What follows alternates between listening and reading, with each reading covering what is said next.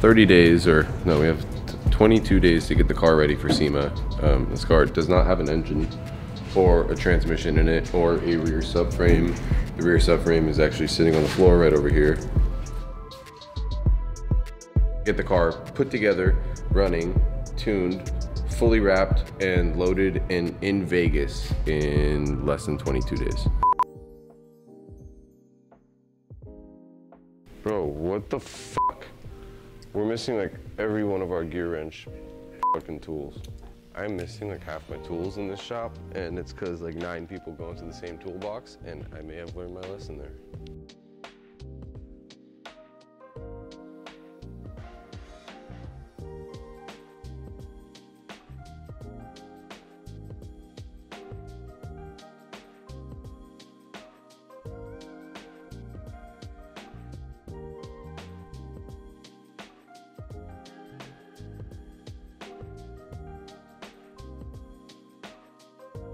That was after Winter Jam or something. That is definitely rubbing right through that. Man, where the fuck was that? Sonoma? Cause that was, yeah. Cause I mean, that. But then, oh wait, did you not have a? Did you not have a bumper on? No, we just put the bumper on after the event. Oh, interesting. Rubbing wall, dude. Where did I do that though? Cool thing about having a drift car is you don't have to care about scratching it. I could just use one rag to clean this whole entire thing. As long as I stay away from the windows and the roof, we're good. Ripping apart some more of the EuroFighter. We're gonna take out the rear end because it has some cracks on the subframe for the diff. So trying to take off all the calipers so I don't have to bleed the brake lines. I'm gonna just take off the dual caliper on each side. And then it's just 4 bolts from there forward to drop the whole subframe out. I wanna show them the crack.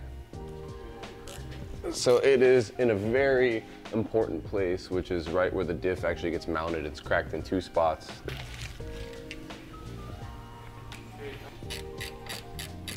Some big changes here at Voss Racing. One of the bigger changes is actually having space now to be able to work on the cars and properly organize and actually have things spread out in a place where we can work on multiple things without it all kind of colliding and having parts everywhere. So we recently got 2 4-post lifts that allow us to store 4 cars, essentially where we only had 1 car before. If you've seen any of the old videos, we had the EuroFighter planted here, and it basically took up this entire corner. But now we put the EuroFighter where there should technically only be 1 car, and then we stuffed the other 4 cars in the back. So now if we want to work on one of these, we can either pull this out, work on it, or bring the car down, work on it. So get a little more space and can actually fit some more stuff in here now.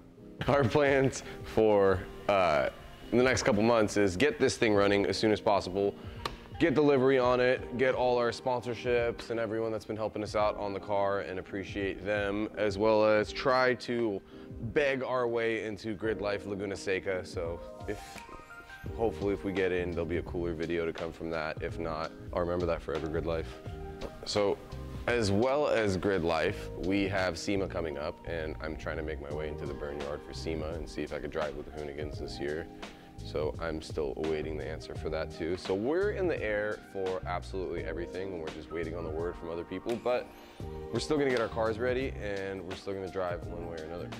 All in all, our goal is to tear this thing back apart again. We have the motor there for it now, thanks to our kind machine shop for rebuilding it completely.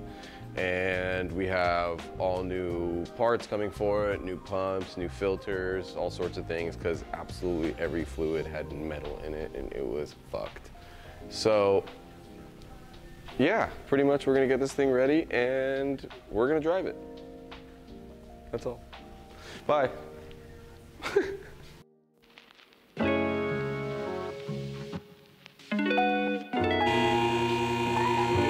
I am too tall to work under this car, not being lifted up all the way. There we go, look at that, my head fits.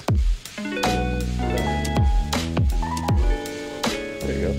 As long as I can stand up straight, nothing is worse than ducking under a car.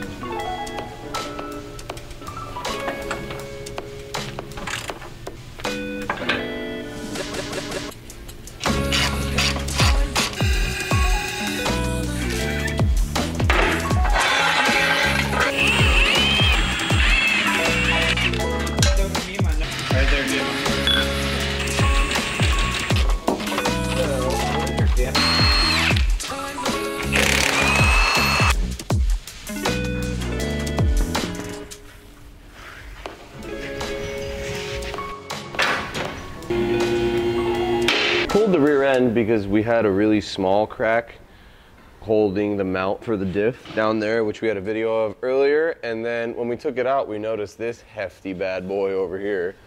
This diff was about to fall out of this car damn near.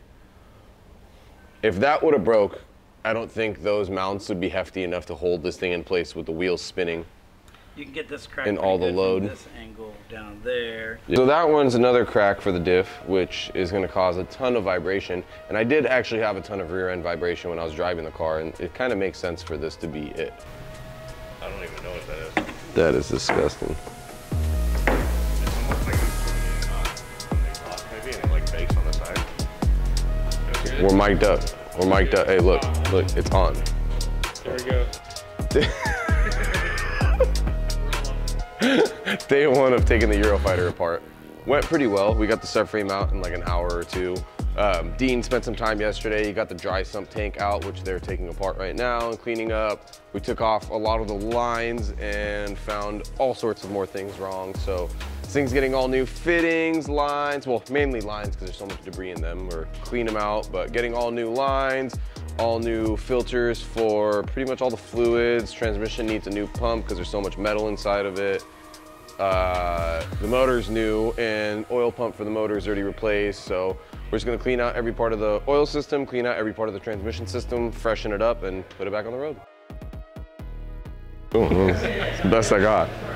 If I record a little bit more, I feel like I'll get a little more comfortable. Like especially like I feel like I don't talk on like looking at the camera enough, and it's awkward to like just look at the lens and stare at that. But we'll try to get a little better at this.